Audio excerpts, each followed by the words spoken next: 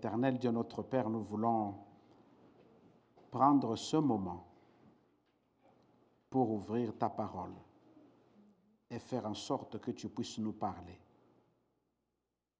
Accorde-nous ta grâce et ta paix et que nos cœurs soient touchés. Au nom de Jésus, nous te prions. Amen.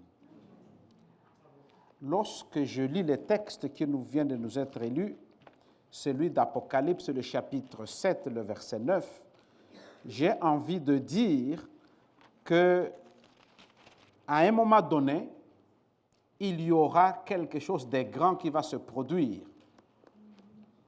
Et cette chose de grand veut tout simplement dire qu'il y aura les gens issus de partout. Et ces gens-là vont constituer cette grande foule. Ils vont constituer cette assemblée innombrable de gens et qui auront quelque chose en commun. Et la Bible nous dit, ils criaient d'une voix forte et ils disaient, le salut est à notre Dieu qui est assis sur le trône et à l'agneau. Et lorsque je regarde l'église de Saint-Georges telle que vous êtes là, je trouve qu'il y a les gens venus de Beauce, ça va de soi. Il y a les gens qui sont venus du Brésil, quelques autres sont venus de l'océan Indien, il y a ceux qui sont venus des Caraïbes et d'ailleurs, pour ne pas risquer d'en oublier quelques-uns. Et vous n'êtes pas là comme un produit des hasards ou un problème à résoudre. Vous êtes là parce que quelque chose se réalise dans ce que nous lisons dans la Bible. Parce que la Bible nous dit, après cela je regardais et voici, je vois une grande foule que personne ne pouvait compter. Et cette foule-là était composée des gens de toutes les nations. Je voudrais vous dire que lorsque j'ai lu ce texte, je suis perturbé. Parce que parfois, l'Église en général, elle semble ne pas être cette foule de gens qui viennent de toutes les nations, lorsque nous nous limitons géographiquement. Parce que parfois, elle est d'une certaine ethnie ou d'un certain pays ou d'un certain groupe. Mais ici, le texte nous dit que cela venait de toutes les nations. Et lorsque Jean écrit ce texte, il se trouve prisonnier sur l'île de Patmos. Il est seul. L'Église est persécutée. L'Église est complètement découragée. Et là, Dieu lui donne comme un espoir, dans cette solitude, de contempler quelque chose de grand, qui est semblable à ce que nous expérimentons tous les 5 ans en tant qu'adventiste, lorsqu'on est dans sa petite église d'un petit coin où on a l'impression que nous ne sommes un petit groupe qui va bientôt disparaître et que tout d'un coup on se retrouve dans un grand stade où il y a 70 000 personnes qui chantent les cantiques et le même cantique, on a l'impression de goûter à quelque chose d'extraordinaire. Quelque chose qui dépasse notre ethnicité, quelque chose qui dépasse ce que nous sommes.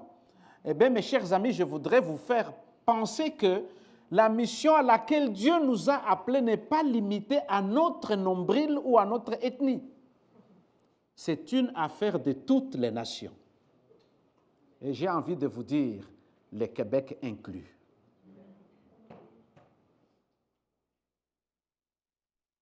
Et c'est Dieu qui le dit, ce ne sont pas mes paroles. Ce ne sont pas les paroles de Jean, parce que le texte finit par dire « Toutes ces choses ont été dites par l'ange qui a été envoyé à Jean pour lui faire voir qu'il y aura une grande foule. » En d'autres termes, le texte est en train de nous dire, comme Jésus l'a déjà dit, nous serons surpris que dans le ciel, nous trouverons des gens auxquels nous n'avions pas pensé dans notre façon de vivre. Nous serons surpris.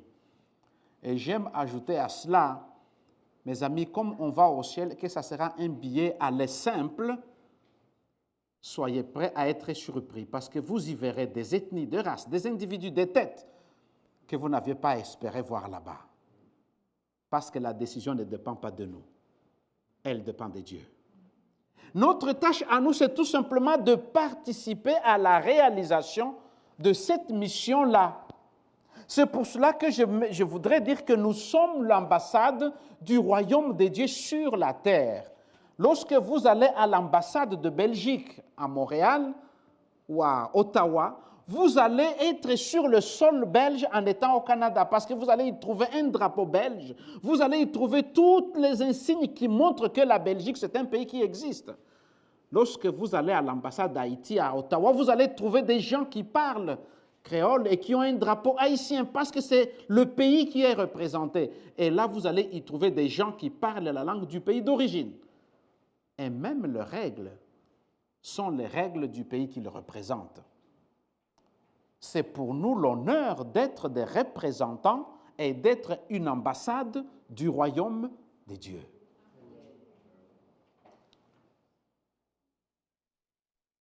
En fait, ce royaume-là est basé sur quelque chose de simple. Dieu est notre Créateur.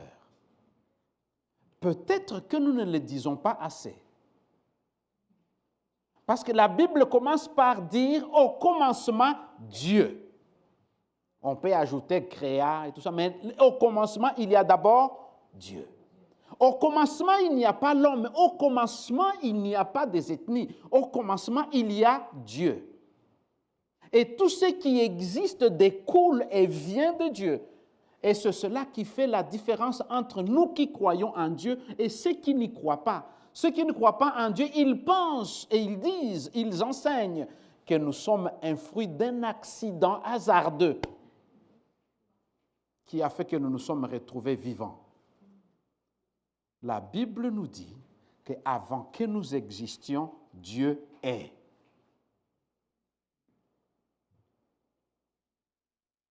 Et c'est Dieu, même après le péché, vous vous souviendrez de la tour de Babel. Qu'est-ce qui s'est passé dans Genèse chapitre 11? Les hommes étaient ensemble, ils étaient unis, ils avaient la même langue, ils parlaient le même langage. Le texte est très précis là-dessus. Et puis, à un moment donné, ils ont conçu le plan de faire un coup d'État. Parce qu'ils ont dit, nous allons nous réunir, nous allons monter et nous allons aller où? Au ciel. Et nous ferons un nom. Et l'Éternel est descendu pour détruire ce plan, pour qu'il puisse se disperser sur toute la terre. Et je pense que nous sommes les résultats de cette dispersion. Et que nous nous trouvons au Québec. Nous sommes dispersés. Même si nous sommes venus dans un ordre différent, les uns précédant les autres. Mais lorsque vous allez dans le livre des Actes des Apôtres, vous allez trouver le phénomène inverse. Ceux qui étaient dispersés sont obligés de se rassembler. Lorsque vous lisez le livre des Actes des Apôtres, cet épître, cet écrit plutôt qui est fondateur de ce que deviendra l'Église. La Bible nous dit qu'il y avait ce jour-là les gens venus de partout et qui parlaient différentes langues. Et lorsqu'ils se sont réunis là, tout d'un coup, ils ont eu la puissance de parler la même langue et le même langage. Et quelque chose d'extraordinaire s'est produit. La Bible nous dit que ceux qui les écoutaient, ceux qui les entendaient, pouvaient distinctement les entendre parler dans leur langue et dans leur langage. Si la Bible avait été écrite au Québec, on aurait dit qu'il parlait joual, parce qu'il s'était retrouvé dans un autre environnement. Je ne sais pas si vous rendez compte. Les gens venus de partout, Dieu a fait en sorte qu'il y ait un miracle, qu'ils puissent parler tous le même langage. Et ce langage-là ne va pas conduire à une sorte d'isolement, mais il va les conduire pour que l'Évangile puisse aller jusqu'aux extrémités de la terre. C'est pour vous dire que lorsque l'homme utilise l'unité, c'est pour dominer, c'est pour vouloir remplacer Dieu, comme dans le cas de la tour de Babel. Mais quand Dieu utilise l'unité, c'est pour réaliser sa mission.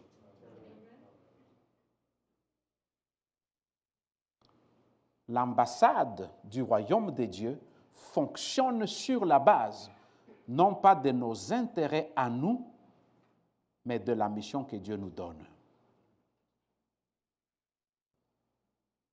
Je voudrais vous dire que l'église de Saint-Georges, en Beauce, est quelque part entre la Pentecôte et l'Apocalypse. Parce que dans le livre de l'Apocalypse, dans le livre des Actes des Apôtres, nous apprenons que les gens sont venus de partout et tous entendaient et parlaient le même langage et la même langue. Et dans le livre de l'Apocalypse, nous apprenons que les gens venaient de toutes les nations. Et nous sommes entre cette Pentecôte. Et je voudrais qu'individuellement, nous puissions vivre cette Pentecôte. Vous savez, les gens qui ont accompagné Jésus avaient pensé que ce que Jésus faisait, c'était un cercle privé, personnel, où ils allaient avoir du pouvoir pour dominer. Et Jésus leur a démontré que ce n'était pas ça l'objectif. Parce que la mission dépassait les individus. C'était pour aller plus loin. Vous vous souviendrez, lorsque ces gens-là ont commencé à demander, au moins deux, au travers de leur maman, qui voulaient négocier des bonnes places à gauche et à droite du maître. Vous vous souviendrez de ceux qui étaient sur le chemin d'Emmaüs et qui disaient, déçus, la tête courbée, les coups courbés, ils se disaient, ça fait longtemps que nous avions espéré que c'est lui qui délivrerait Israël, et voilà 3 jours qu'il est mort. Parce qu'ils réduisaient le salut à leur ethnie, à eux. C'était une affaire des Juifs. Et à la Pentecôte, le Maître, l'Esprit de Dieu, est venu leur dire que toutes les nations pouvaient les entendre chacun dans sa propre langue. Et à cause de la Pentecôte, nous avons l'Apocalypse chapitre 7 et le verset 9. Les gens venus de toutes les langues. En fait, c'est quelque chose de particulier qui se passe. 3 choses que je voudrais partager avec vous. Dans ce royaume-là, dans cette ambassade dont nous parlons, nous représentons le roi. Et le roi, ce n'est pas nous. Le roi, ce n'est pas une ethnie. Le roi de ce royaume-là, c'est Jésus-Christ. Parce que lorsque vous lisez le livre de l'Apocalypse, tout se termine avec l'agneau.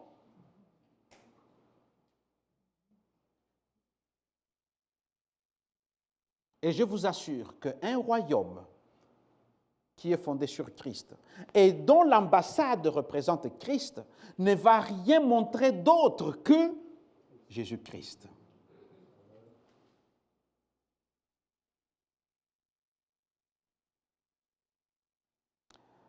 Lorsque un ambassadeur ne représente pas son pays valablement, il est rappelé d'urgence. Et les lettres de créance lui sont enlevées. Et on y envoie quelqu'un d'autre. De la même façon, dans cette église, le Seigneur nous a envoyés ici pour que nous puissions être des ambassadeurs. Il est vrai que nous sommes venus par des chemins différents. Il y a ceux qui sont nés ici parce que les parents avaient choisi d'être ici. Il y a ceux qui ont fait le processus pour être ici parce qu'ils ont trouvé que le Québec, malgré son froid, c'était le pays idéal pour vivre. Mais le Seigneur nous rappelle ce matin que nous sommes dans le royaume dont le roi, c'est Christ.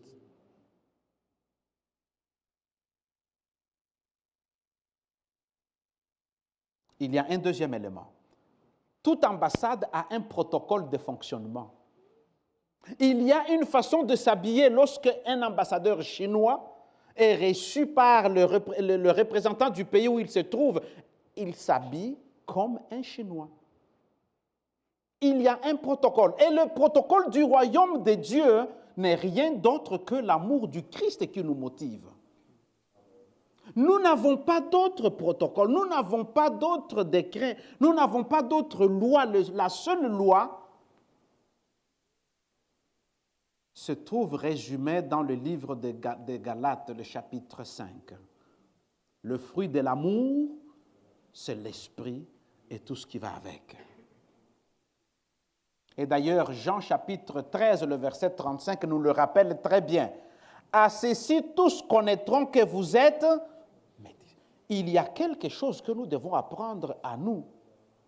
Parfois, nous avons réduit, nous avons transformé, nous avons dit, nous serons reconnus parce que nous observons telle loi, parce que nous faisons telle action, parce que nous nous habillons de cette façon-ci. Mais le texte est clair. La seule chose par laquelle nous serons reconnus comme étant du royaume, c'est Jean chapitre 13, le verset 35, il est dit, « À ceci, tous connaîtront que vous êtes mes disciples, si vous vous aimez les uns les autres. »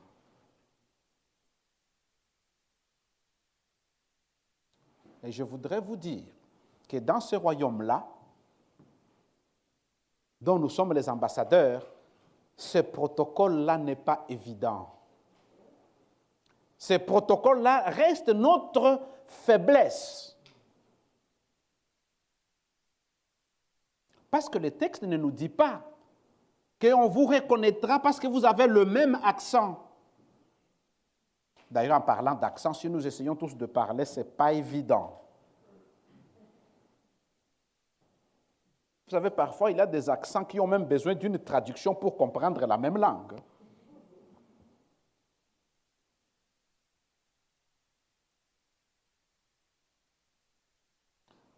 Une fois, j'étais dans un service de l'État pour passer mon test de français. Et la personne qui était là parlait un français que je ne comprenais pas, mais c'est lui qui devait me faire passer le test de français.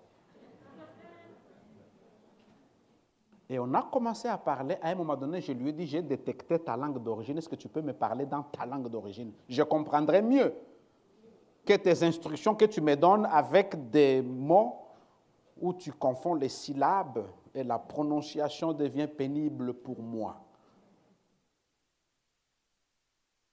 Nous ne serons pas les ambassadeurs parce que nous avons le même accent. Nous ne serons pas les ambassadeurs parce que nous chantons tous de la même façon, avec le même enthousiasme. Je ne sais pas si vous avez remarqué que parfois il y a parmi les gens qui chantent, des gens qui ont des tons là, qui frôlent les bémols, ce sont un peu bizarres. Et on a envie de leur dire, on comprend le zèle, mais chantez moins. Parce que les oreilles souffrent. Ce n'est pas un critère pour que nous soyons dans le royaume. Nous ne serons pas dans le royaume parce que nous mangeons tous la même chose. Vous avez déjà remarqué à quel point parfois, lorsque nous avons nos repas de partage où chacun apporte sa nourriture, nous faisons de petits virages pour aller chercher le plat qui correspond à ce que nous savons parce que cela vient de telle personne et non pas de telle autre.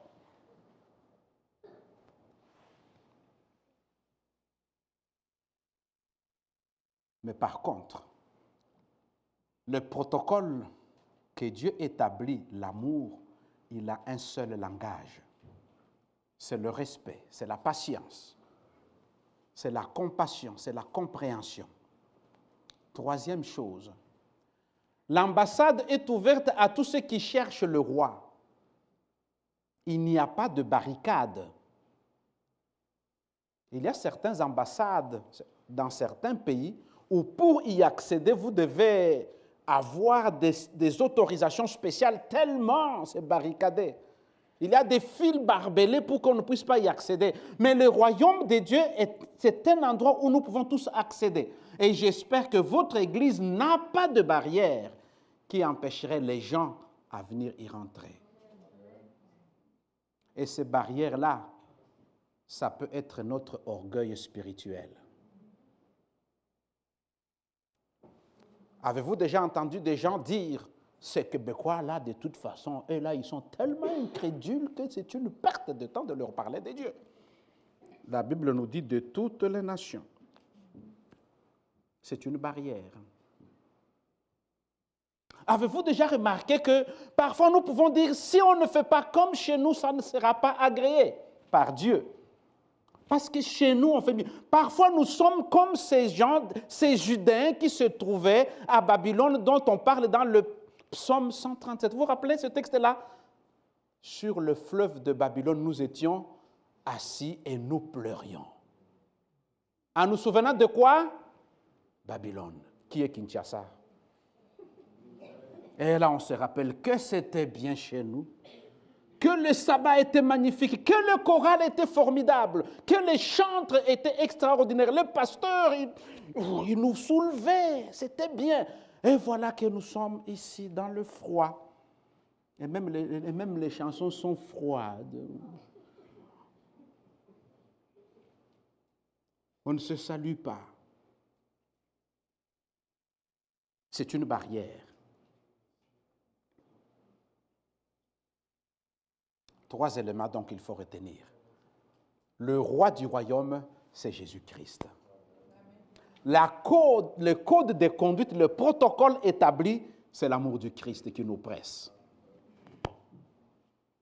Et cette ambassade-là est ouverte à tout le monde.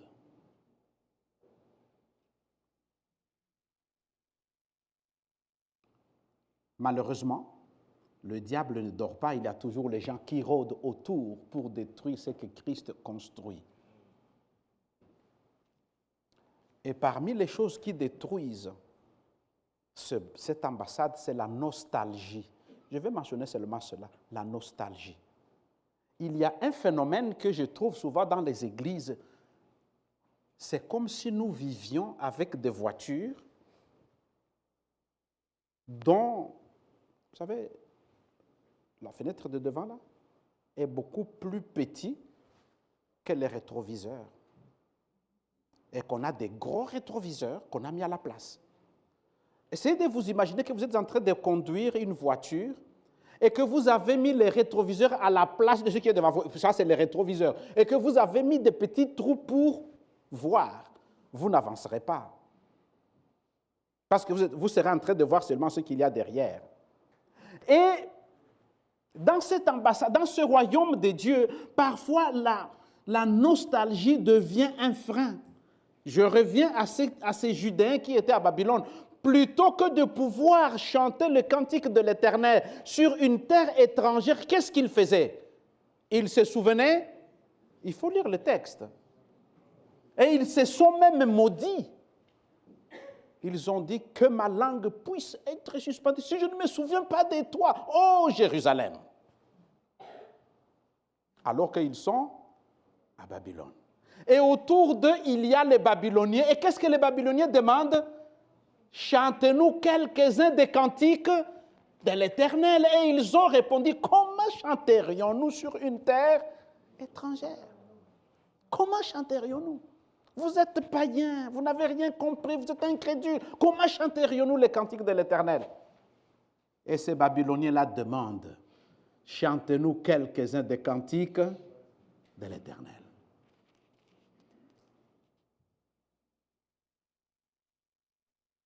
Le royaume de Dieu est parfois freiné parce que nous sommes nostalgiques.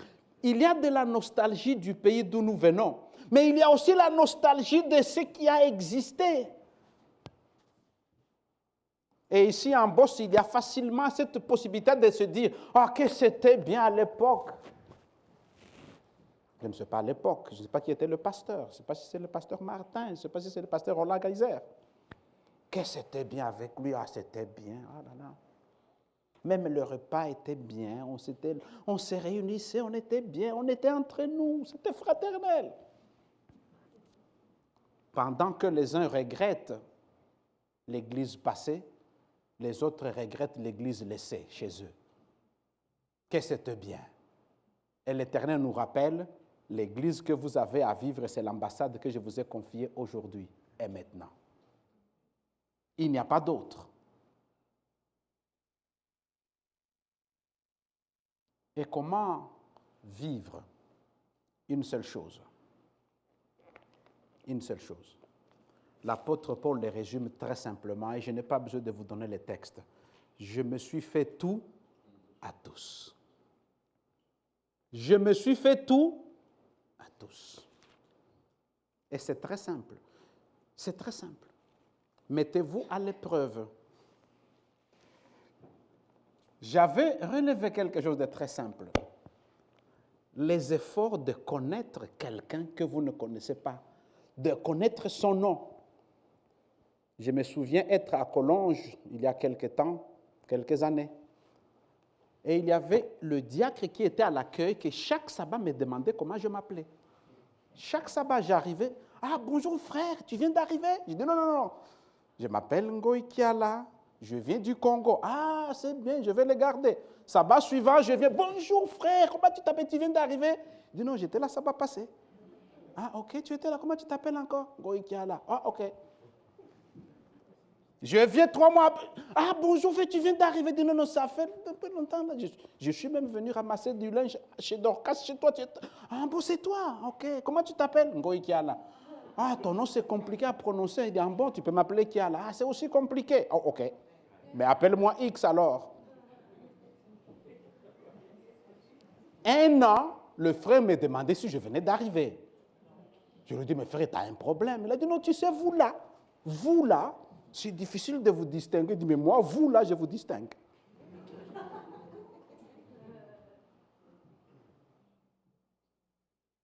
Petite chose. Est-ce que nous savons qui est qui? Très simple. Essayez d'apprendre comment les autres disent bonjour. Il faut que vous sachiez que les Malgaches disent maintenant, on a tout pour dire bonjour. Il faut apprendre que les Québécois disent bon matin au lieu de bonjour. Ce sont des petites choses comme ça.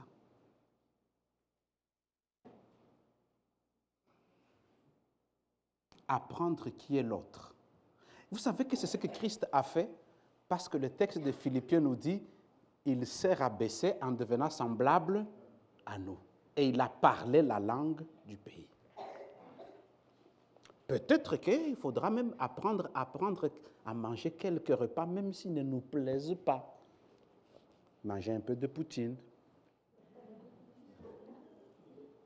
un peu du pâté chinois, même si c'est chinois. Vous savez, l'une des choses que j'ai expérimentées en tant que pasteur, je voudrais vous parler, c'est lorsqu'on arrive au moment du repas, c'est là où je vois que la notion de l'unité est mise à l'épreuve. Parce que parfois, je vais dans des églises où les gens m'accueillent et au moment du repas, ils me disent, pasteur, on a fait le meilleur, c'est le meilleur repas du monde. Et puis moi, j'ai dit, mon Seigneur Jésus, quel meilleur repas. Et j'ai dit, je dois manger ça. Et le pire, c'est lorsqu'on me demande, est-ce que tu aimes?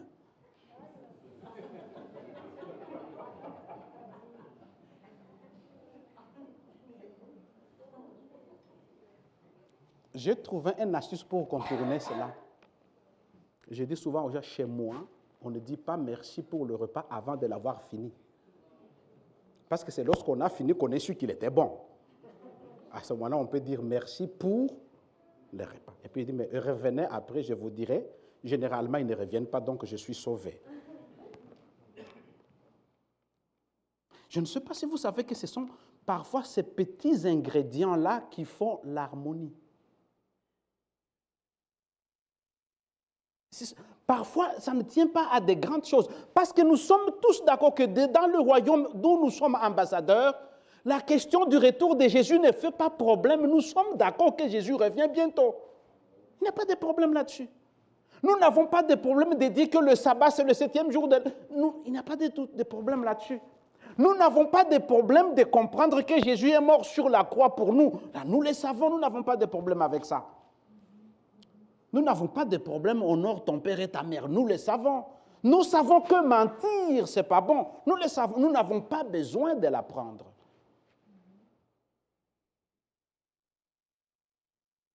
Mais savoir que ces gens-là peuvent être aussi les enfants de Dieu, c'est une autre paire de manches. Savoir que tous, même si nous parlons des langues bizarres les uns des autres, le Seigneur nous aime pareil, tous de la même façon, et qu'il n'a pas de préférence des uns des autres. De savoir que même lorsque quelqu'un prie dans un français à peu près bon et qu'il a des balbutiements de français qui ne nous conviennent pas et que le Seigneur l'écoute.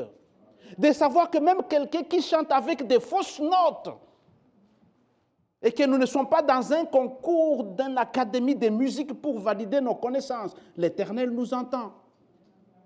Et savoir que même lorsque quelqu'un prêche parfois son français, fait que nous devons faire attention pour bien comprendre ce qu'il voulait dire. Est-ce que c'est cela que nous avons compris? C'est au détour de toutes ces petites choses-là que c'est difficile. Et c'est autour de cela que l'apôtre Paul dit, je me suis fait tout à tous. Et il donne la raison. Je me suis fait à tous afin d'en sauver quelques-uns. L'ambassade du royaume de Dieu n'est pas là pour que nous soyons heureux seulement entre nous. L'ambassade est là pour que le Seigneur puisse sauver quelques-uns. En fait, la Bible ne nous dit pas vous allez sauver tout le monde. Mais c'est pour que vous puissiez en sauver au moins quelques-uns. Et je vous assure que pour aller sauver ces quelques-uns-là, Christ a accepté de mourir sur la croix. Et il nous donne la mission d'aller faire la même chose, c'est-à-dire nous impliquer là où parfois c'est difficile. Là où parfois les gens vont nous prendre pour de malades mentaux. Là où parfois les gens vont nous prendre pour des gens moins instruits.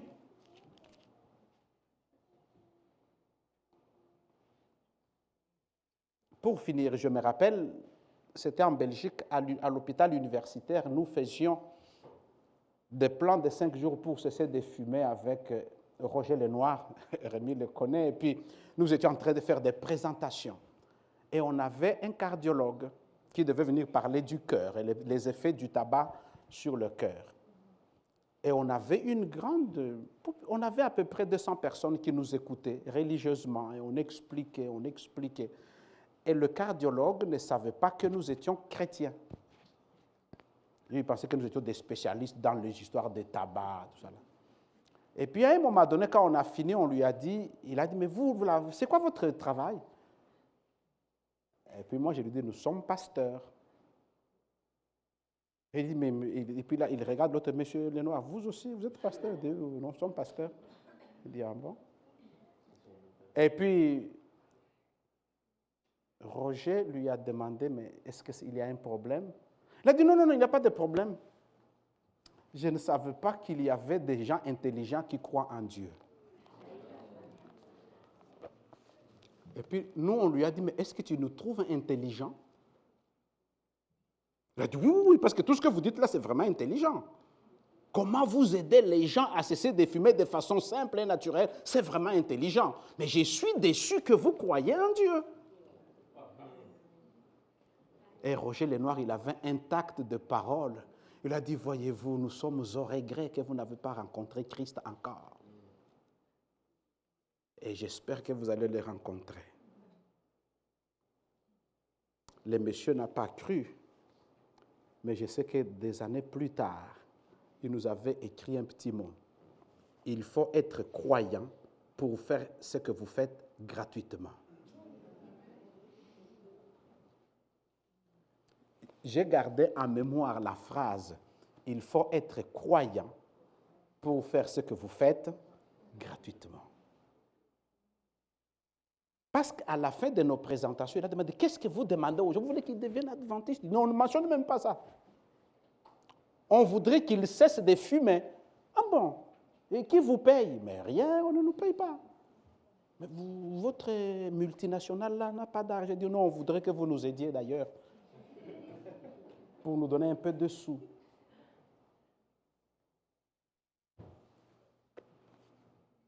Je voudrais terminer avec ça. Le royaume de Dieu a une ambassade qui est établie à Saint-Georges-en-Beauce. Et cette ambassade-là a comme ambassadeur vous et moi. Que vous soyez Colombiens, Mauriciens, Malgaches, Québécois, Bosson, que vous soyez tout ce que vous voulez, que vous venez de Salvador, que vous venez, je ne sais pas d'où. Dieu n'a pas d'autre personne sur cette terre que vous pour faire cette mission-là. Seulement ce qu'il nous demande, c'est de nous rappeler, et je voudrais que nous religions les textes de Apocalypse chapitre 7, Après cela, je regardais et voici, il y avait une grande foule que personne ne pouvait compter. De toutes... Est-ce que chacun peut dire sa nation là? De toutes... Moi, je pourrais dire de tous les Congolais. Mettez votre pays là. De toutes... De tout le Canada. De toutes les tribus, même les bosserons, de tous les peuples et de toutes langues. Ils étaient revêtus de robes blanches. La robe que Christ seul nous donne, c'est-à-dire notre caractère, que c'est beau d'avoir cela. Et ils étaient debout devant le trône, et ils avaient le palme dans leurs mains, et ils criaient d'une voix forte. Le salut est à notre Dieu qui est assis sur le trône et à l'agneau. Et je voudrais conclure en disant, à l'agneau soit la gloire. Et que Dieu vous bénisse.